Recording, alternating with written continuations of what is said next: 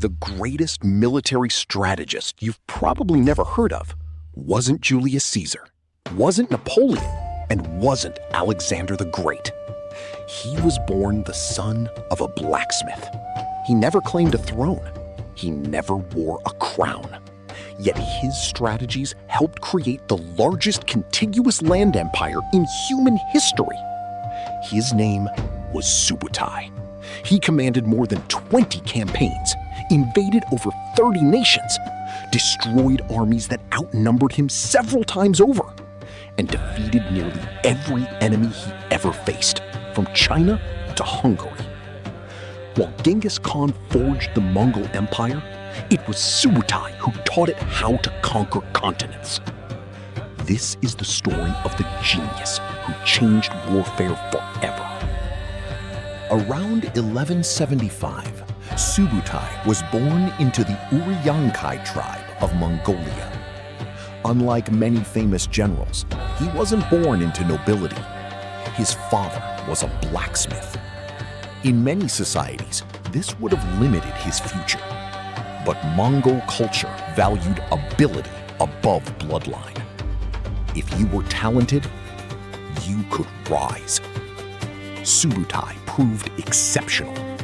His intelligence attracted the attention of a rising warlord named Temujin. The world would later know him as Genghis Khan. Subutai joined him while still very young. Instead of inheriting command, he earned every promotion. That merit-based system became one of the greatest strengths of the Mongol Empire. Genghis Khan trusted only a handful of commanders with independent authority. Subutai became one of his legendary dogs of war. Unlike many medieval generals, he wasn't obsessed with personal glory. He studied terrain, climate, enemy psychology, supply routes, communication, timing. Every battle became a carefully designed system. Centuries before modern military academies, Subutai understood operational warfare. He didn't simply win battles. He destroyed an enemy's ability to fight future battles. Most medieval commanders struggled to coordinate one army. Subutai coordinated 4, sometimes 5, across thousands of kilometers, without radios, without telegraphs, without modern roads. His secret was communication. Mounted messengers rode day and night across relay stations. Orders spread faster than any rival could imagine. Each army moved independently, yet arrived at precisely the right moment.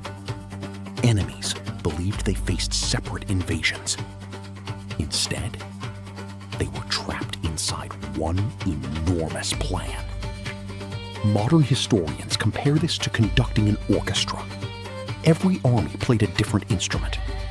Subutai conducted them all.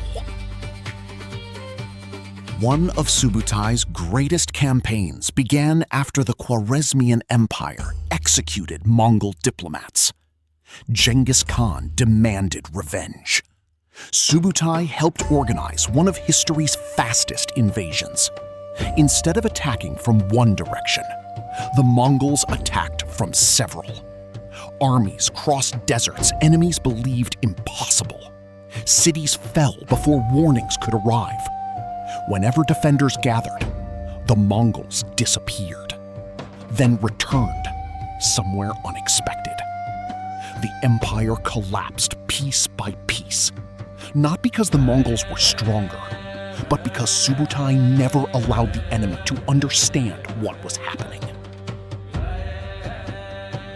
Subutai's masterpiece came in Europe.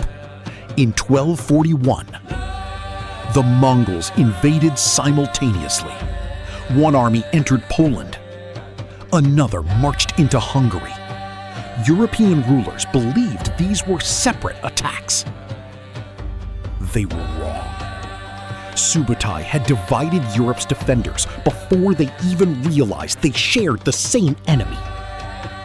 At Legnica, a Mongol army defeated Polish and Allied forces. Days later, Subutai personally destroyed the Hungarian army at the Battle of Mohi. His engineers secretly built bridges during the night. His troops crossed rivers from unexpected directions. Retreating soldiers were funneled into deadly traps. The Hungarian kingdom collapsed. Europe stood exposed. Many historians believe that had the Mongols continued west, much of Europe might have fallen. Only the death of Great Khan Ogadai forced the Mongol princes to return east for the succession. Subutai understood something modern military strategists still teach. The easiest battle is the one you never have to fight. The Mongols used intelligence networks to learn enemy weaknesses. Captured scouts provided information. Merchants carried news. Local guides mapped terrain. Then came psychological warfare. Stories of unstoppable Mongol victories spread ahead of the armies. Some cities surrendered immediately. Others resisted and became examples. Fear traveled faster than cavalry. Entire kingdoms collapsed before major battles even began. Subutai changed warfare forever.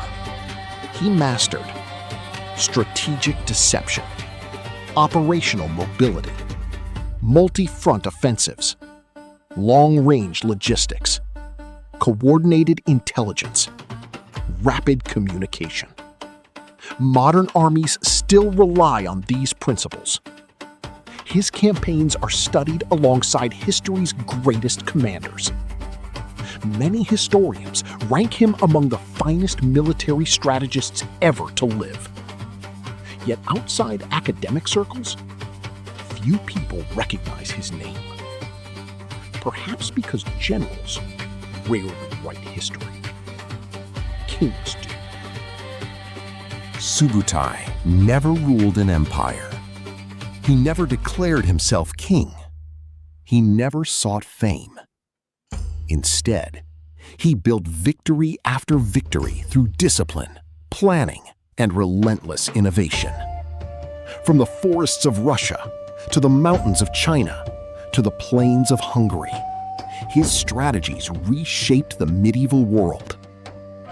The Mongol Empire became the largest contiguous land empire in human history, not through numbers alone, but because commanders like Subutai transformed warfare into a science. More than 800 years later, his campaigns remain astonishing examples of speed, coordination, and strategic vision.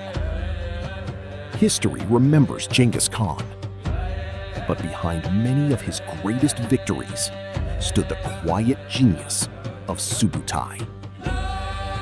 If you enjoyed this journey into history, subscribe for more stories about the world's greatest empires, generals, and civilizations.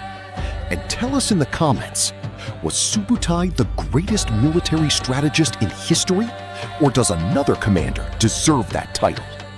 Until next time, keep exploring history.